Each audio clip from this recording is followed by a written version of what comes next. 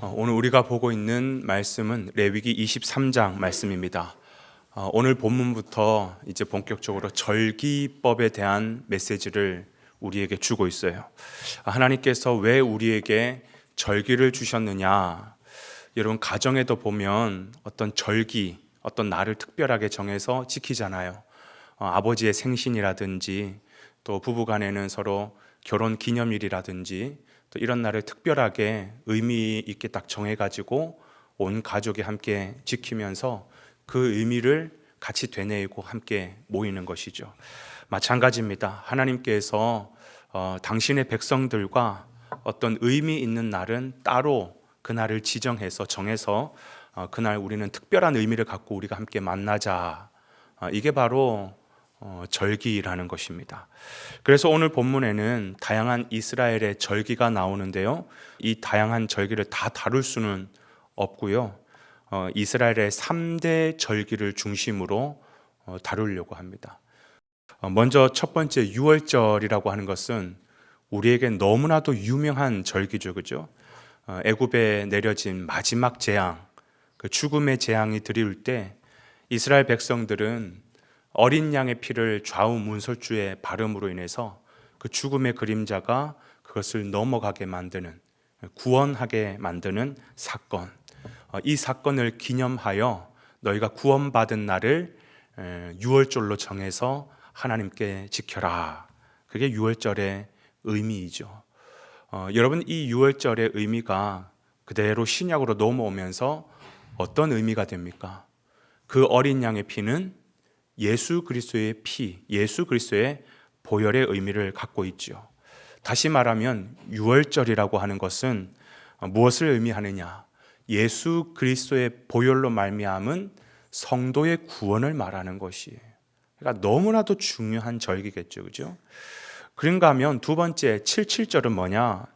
여러분, 이 77절은 또 다른 말로 맥추절, 또 신약으로 넘어가서는 이게 오순절이라는 표현을 쓰는데, 원래 이 77절이라고 하는 것은 이스라엘의 농사와 굉장히 관계가 깊은 절기입니다.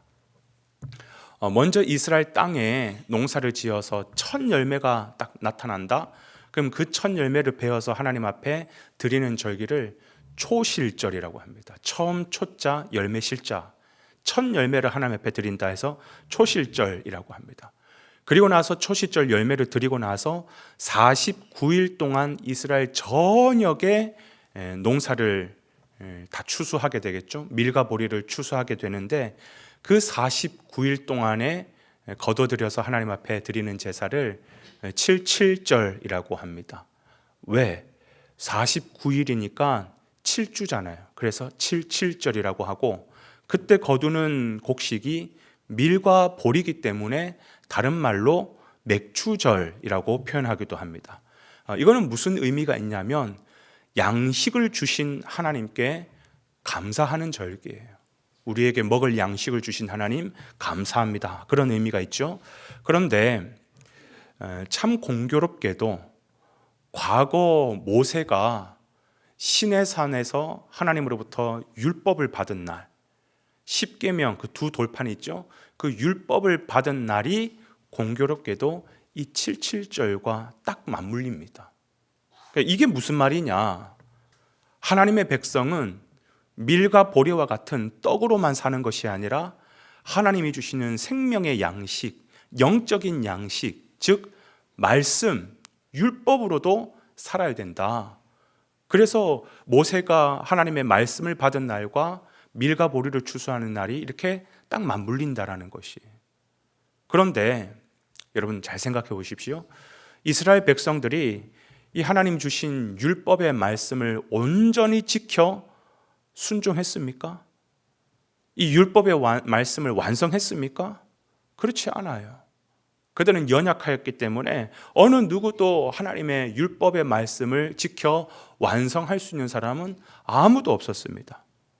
그래서 이 77절이 신약으로 넘어가면 그 77절 날 어떤 역사가 일어나느냐 하면, 예수님이 부활하시고 나서 49일째 되는 날, 그때 놀라운 사건이 일어나죠.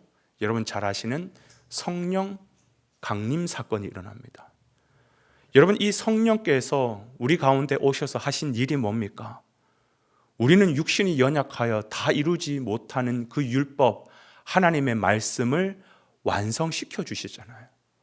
하나님의 말씀을 우리 안에서 온전히 완성시켜 주신 분, 그분이 바로 성령님이라는 것입니다. 즉 다시 말하면 우리의 구원이 성령으로 말미암아 완성되는 것, 이게 바로 이게 신약적 의미를 갖고 있는 표현이죠. 그래서 우리는 그 성령 강림절을 또 다른 말로 뭐라고 표현해요? 오순절이라고 얘기하죠. 여러분, 이 오순절이라는 표현은 신약적 표현입니다. 구약 성경에는 오순절이라는 단어조차 없어요. 신약적인 표현인데 그걸 왜 오순절이라고 하느냐? 예수님이 부활하시고 49일째 되는, 그리고 그 다음 날이 50일째 되는, 그래서 오순절이라고 얘기하는 거예요. 그래서 이 절기를 구약식 표현으로는 칠칠절, 맥추절 이렇게 표현을 하고, 이게 신약적인 표현으로는 오순절이라고 얘기를 하는데, 이 세 가지는 다 같은 의미로 통하는 것이에요. 그리고 3대 절기 마지막 절기는 뭐냐면 장막절이죠. 장막절. 다른 말로 초막절이라고 표현하기도 합니다. 장막, 초막 같은 말이에요. 초막절은 이스라엘 백성들이 출애굽을 하고 광야 생활을 할 동안 어디서 머물렀습니까? 그들이 뭐 거기에 호텔이 있습니까? 아니면 그래도 뭐 여관이라도 있습니까? 그런 거 없어요. 그냥 허허벌판이에요. 아무것도 없어요. 그때 거기에서 주변에 나뭇가지 주워다가, 나무 판자 주워다가 굉장히 허름하지만 그런 초막을 지어가지고 거기서 다 묵었단 말이에요. 그러니까 사실 초막 안에는 아무것도 없죠. 뭐가 있겠습니까? 그런데 그들은 그 초막 안에서 추위와 더위를 경험하지 않았습니다. 배고픔을 경험하지 않았습니다. 헐벗음을 경험하지 않았습니다. 그 40년 동안 초막 안에서 살았지만, 아무것도 없는 초막 안에서 살았지만 그 안에서 하나님이 거하심으로 말미암아 그들은 너무나도 행복하게 살았습니다. 그렇게 인도하신 하나님을 너희는 가나안 땅 가서도 절대 잊어서는 안 돼. 그러면서 영원히 기억하라라고 하는 차원에서 주신 절기가 초막절이죠. 이게 구약의 의미라고 한다면, 이 초막절은 신약으로 넘어오면 어떤 의미를 갖느냐? 이런 장막, 초막이라고 하는 것은 곧 하나님의 나라를 의미하는 것이에요. 아무리 어려운 환경이고 열악한 환경이라 할지라도 그곳에 하나님이 왕이 되시고 통치하시고 하나님이 거하시면 그것은 하나님 나라가 되는 것이고, 즉 천국이 되는 것이죠. 그러니까 이 장막절은 신약적인 의미가 뭐냐? 우리가 궁극적으로 소망하는 나라, 눈물 없고 아픔 없고 정말 진정한 기쁨과 영광만 가득한 나라, 곧 하나님의 나라, 천국을 상징하는 것이 이게 바로 장막절, 초막절이라는 것입니다. 여러분, 이 세 절기가 왜 3대 절기인지 이해가 가시죠? 그죠?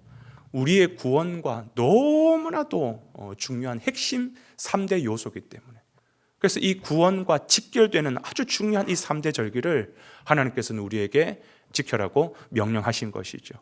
그래서 이 절기, 유월절과 오순절과 장막절, 물론 구약에 지켜졌던 절기지만 오늘 우리는 신약을 살아가고 있어서 그것을 유월절을 있는 그대로 지키고 또 오순절을 그대로 지키는 것은 아니지만, 그 의미를 우리가 오늘 그대로 다시 살려서 나를 구원하신 예수 그리스도의 보혈을 의지하고, 그리고 오늘 하루의 삶 가운데서도 내 힘으로는 할 수 없지만 성령 충만함으로 주님 주신 그 삶을 살아가고, 그리고 어디가 되었든, 그것이 가정이 되었든 직장이 되었든 교회가 되었든 또 내가 걸어가는 그 길 한가운데가 되었든 내 가운데 하나님이 거하시면 그곳이 하나님의 나라입니다.